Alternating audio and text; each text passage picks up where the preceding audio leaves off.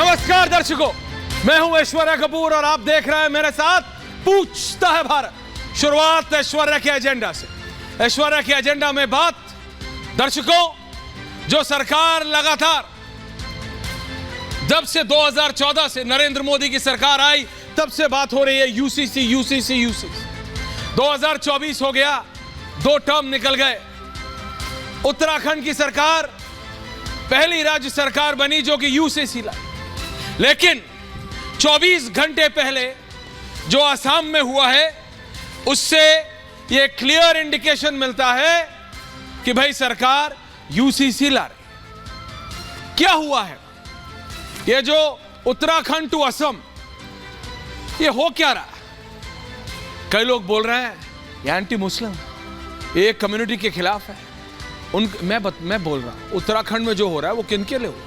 महिलाओं के लिए हुआ। कि महिलाओं के खिलाफ जिसका जब मना आया, जैसे ट्रिपल तलाक था, ट्रिपल तलाक से अगर आप देखना चाहें तो मजहब के चश्मे से देख सकते हैं, देखना चाहें तो एक महिला को 7 समंदर पार बैठा आदमी सिर्फ ये मोबाइल फोन उठा के बोलता था तलाक तलाक तलाक, और उसकी जिंदगी खत्म। सरकार ने उसकी जिंदगी बचाई, सरकार ने उसकी जिंदगी बचाई। और एक नहीं, सैकड़ों महिलाएं। मेरे को आज भी वो दिन याद है जब ट्रिपल तलाक हटा था। रविशंकर प्रसाद लॉ मिनिस्टर थे। रविशंकर प्रसाद को, अर्णब गोस्वामी को इंटरव्यू देना था, रविशंकर प्रसाद घर में नहीं घुस पा रहे थे। सोचिए, आमतौर पे नेता को जब यह बोला जाए आप अपने घर में नहीं घुस सकते तो इसलिए होता है मॉब खड़ी हो गई है, उनका विरोध हो रहा हो। नहीं,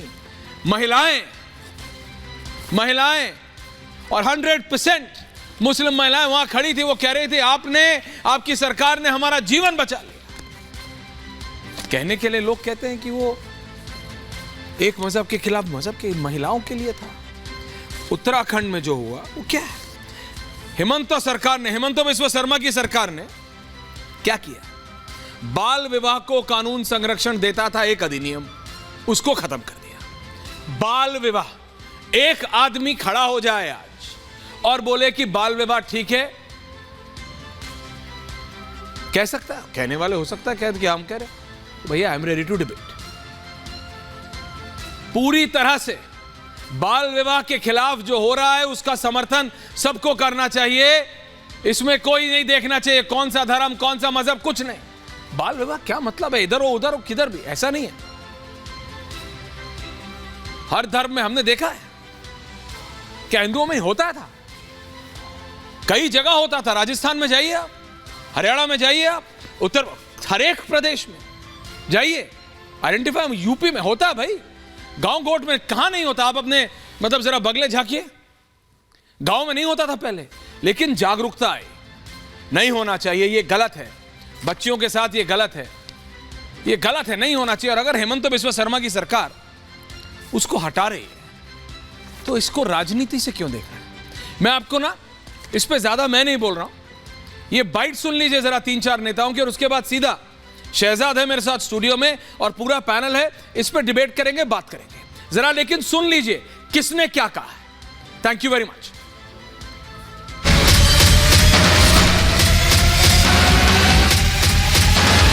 एक घर में परिवार के एक सदस्य के लिए एक कानून हो, परिवार के दूसरे सदस्य के लिए दूसरा कानून हो, तो क्या वो घर चल पाएगा क्या? भारतीय जनता पार्टी की सरकार यूनिफॉर्म सिविल कोड सभी के लिए एक कानून लेकर आएगी।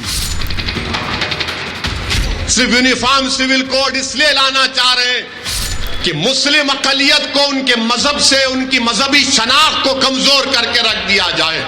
अनेक समुदाय के लोग, धार्मिक संगठनों के लोग, सबसे वार्ता करने के बाद हम यूसीसी लाए हैं। हमारी अपेक्षा है कि देश के अन्य राज्य भी इस दिशा में काम करेंगे। इस सरकार को यूसीसी लाने की हिम्मत नहीं है, यूसीसी नहीं ला सकते। जो उत्तराखंड में जो भी यूसीसी लाए वो कहाँ यूसीसी है? खासकर बेटियों को बचाने के लिए एक बड़ा कदम है। इसमें कोई हिंदू मुसलमान अलग क्यों होना चाहिए? मुसलमानों को भड़का के अपना वोट वो लोग पोलराइज कराना चाहते हैं, जो मुसलमान नहीं होंगे। पहले यूसीसी लेकर आते हैं। यूनिफॉर्म सिविल कोड का डेफिनेशन मेरे हिसाब से आसाम के मुख्यमंत्री को पता नहीं है।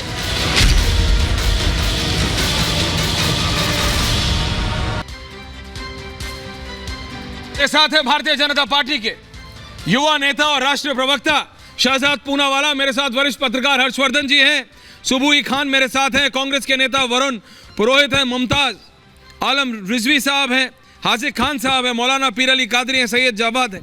मैं सबसे पहले आपसे पूछ रहा हूं शहजाद, चाइल्ड मतलब बाल विवाह के खिलाफ अगर कोई सरकार कदम लेती है तो उसको धर्म के उससे देखना चाहिए या उसको एक रिफॉर्मिस्ट मूवमेंट की तरह देखना चाहिए?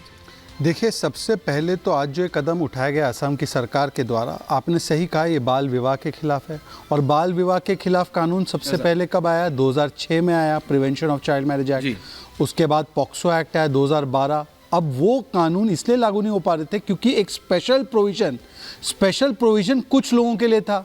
परंतु मैं आज पूछना चाहता हूं कि क्या यहाँ पर बैठा हो कोई भी पैनलिस्ट ये कहेगा कि 50 वर्ष के आदमी की शादी 6 वर्ष की बच्ची के साथ हो? कैसे हो? नहीं हो सकता।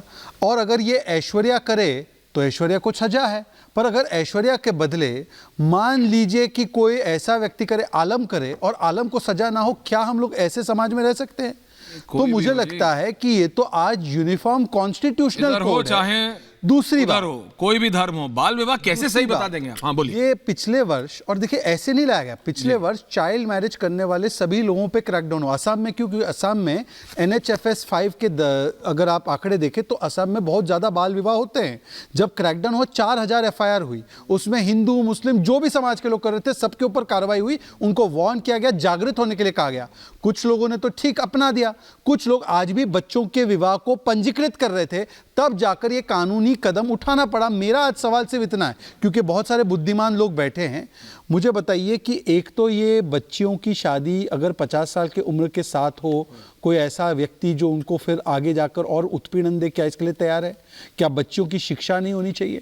तो आज सिर्फ सवाल इस पर है कि क्या आप 50 वर्षीय आदमी की शादी 6 वर्ष की बच्ची के साथ मंजूर करते हैं, हाँ या ना? अगर नहीं करते हैं तो उसमें सबको सजा होगी, चाहे आलम हो चाहे अमर हो, कोई भी हो। भाई मैं कह रहा हूं रिजवी साहब, बाल विवाह के खिलाफ जैसे जब ट्रिपल तलाक की बात हुई तो महिलाएं सामने, आप मुझे बताइए, एक फोन उठा के 7 समंदर पार से कोई बोल दे, कुछ भी है, कोई भी है, बोलते तलाक तलाक तलाक, सिस्टम खत्म। सरकार ने उस चीजों को खराब किया, सरकार ने उसके खिलाफ काम किया। अभी बाल विवाह के खिलाफ हो रहा है, तो उसमें इसको मजहब के चश्मे से देखेंगे तो कैसे चलेगा? बाल विवाह मतलब आप भी इसको समर्थन तो नहीं करेंगे? आप भी पढ़े लिखे व्यक्ति, आप भी जानते हैं दुनिया को, बताइए 6 साल की किसी की बिटिया और बोलेंगे कि 40 साल के आदमी से शादी हो जाए, ऐसे कैसे? देखिए ऐश्वर्या जी और शहजाद पूनावाला जी ने जी एक सुबुई जी को भी बात कही अपने उसमें, हर्षवर्धन जी, हमें पढ़ाना चाहिए, हाँ, हमें एजुकेशन देनी चाहिए। सब जानते हैं कि हिंदुस्तान का जो मुसलमान है, सच्चर कमेटी की रिपोर्ट आई उसमें इलिटरेट है, वो पढ़ा लिखा नहीं है। और सिर्फ मुसलमान नहीं बल्कि दीगर कम्युनिटी जो हैं, पसमानदा जो लोग हैं, जो दलित तबके से ताल्लुक़ रखते हैं, वो पढ़े लिखे नहीं हैं। और जब पढ़े लिखे नहीं हैं तो इसलिए ये गलतियां करते हैं। लेकिन उसका मतलब ये नहीं है कि आप पढ़ाएंगे नहीं, सिर्फ नारे देंगे